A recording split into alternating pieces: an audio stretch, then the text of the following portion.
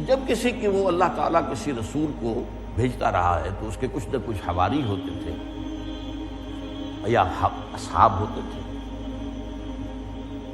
ما بعث اللہ من نبی قبلی فی قومہ الا کانوا لہ اصحابا وحواریون. وہ اصحاب اور حواری کیا کرتے تھے؟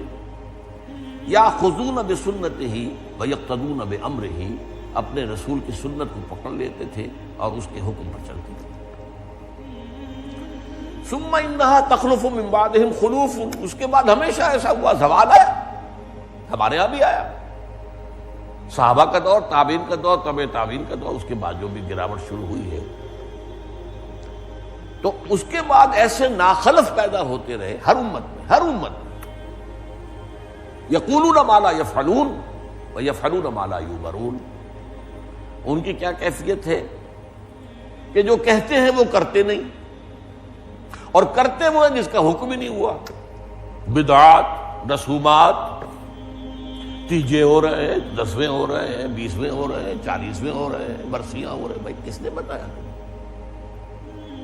اللہ اس کے رسول نے تو یہ باتیں نہیں بتائی، صحابہ کا تو یہ عمل نہیں تھا.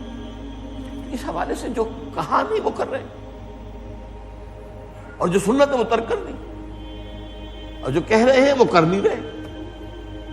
اب دیکھیے، اب امت کے اندر، عوام کے اندر 3 طبقات پیدا ہو جائیں گے.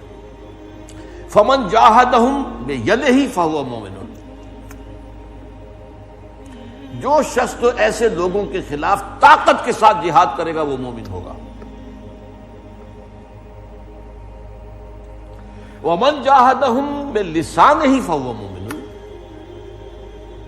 اور جو شخص ان کے خلاف جہاد کرے گا زبان سے، غلط بات کو غلط کہے گا، وہ بھی مومن ہے. ومن جاہدہم بقلبہ فہو مومن. اور جو شخص اپنے دل کے ذریعے سے جہاد کرے گا، نفرت رکھے گا شدید، یہ دل کا جہاد ہے، فہو مومن، وہ بھی ایک درجے میں مومن ہے. وَلَيْسَ وَرَاءَ ذَلِكَ مِنَ الْإِيمَانِ حَبَّةُ خَرْدَلٍ.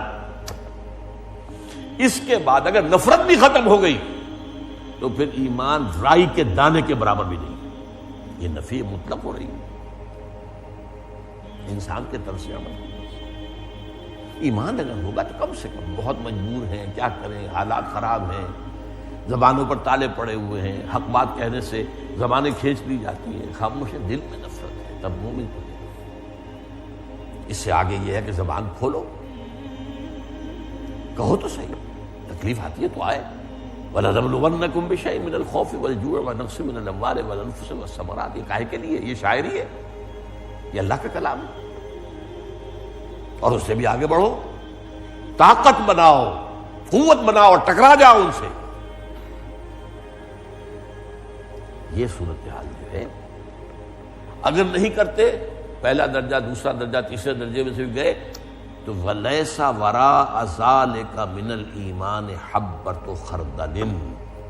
تو اس کے بعد تو ایمان رائی کے دانے کے برابر ہے. میں ایمان حقیقی، ایمان قلبی، یہ اس کا معاملہ ہے. الایمان قول وعمل.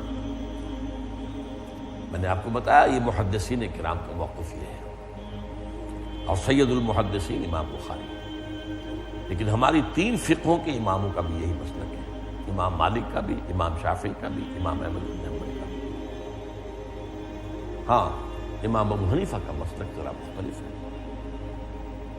لیکن وہ بھی مرجئہ کے اس پر نہیں ہے کہ عمل سے کوئی تعلق نہیں. عمل ایک علیحدہ کیٹیگری ہے، اور وہ میرے نزدیک 100% درست کہہ رہے ہیں. قانونی ایمان کی بنیاد کسی شخص کا مسلمان سمجھا جانا جو ہے، اس کا تعلق جو ہے وہ اس کے اقرار پر ہے، اور تصدیق بھی، لیکن اگرچہ تصدیق کی ہم ویریفیکیشن نہیں کر سکتے، کہ نظری طور پر یہی ہے تصدیق و قول، لیکن عمل اس کا جز نہیں ہے.